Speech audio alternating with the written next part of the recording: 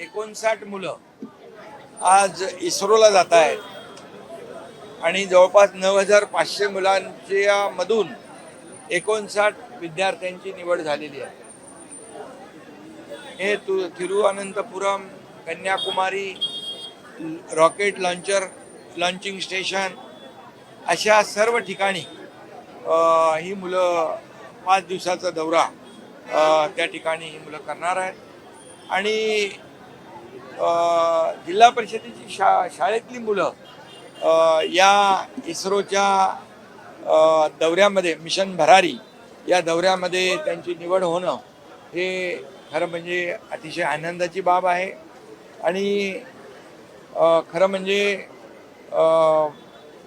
अगदी अब्दुल कलामजी असतील, महात्मा गांधीजी असतील, संत गाडगेबाबा असतील, हे नेहमी म्हणायचे की ग्रामीण भागात खरा भारत आहे.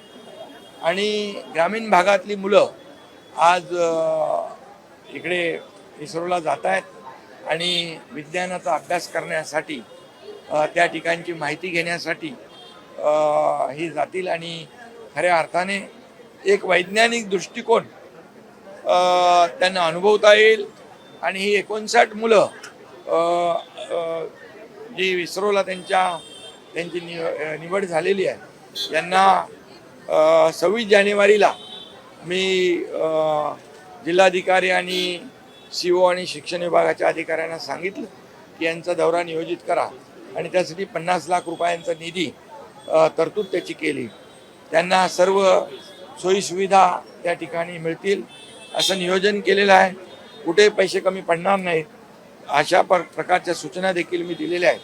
ही मुलं अभ्यास दौऱ्याहून परत आल्यानंतर इतर जी आपली जिल्हा परिषदेतल्या शाळांमधली मुलं आहेत त्यांना देखील हे मुलं नी काय अनुभव घेतला याचा विस्तृत माहिती आपल्या या जिल्हा परिषदेतल्या शाळांच्या मुलांना मिळेल.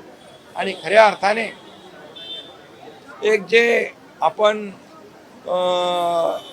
प्रत्येक बाबतीमध्ये, विज्ञानाच्या बाबतीमध्ये एक क्युरियासिटी असते, कुतूहल असतं, हे या दौऱ्याच्या माध्यमातून जे आहे प्रत्यक्ष त्यांना पाहायला मिळेल, अनुभवायला मिळेल.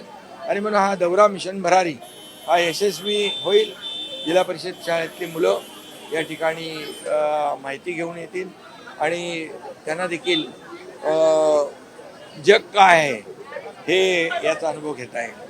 म्हणून मी त्या सर्व मुलांना 59 मुलांना शुभेच्छा देतो, त्यांच्या पालकांनाही शुभेच्छा देतो, विद्यार्थ्यांनाही शुभेच्छा देतो.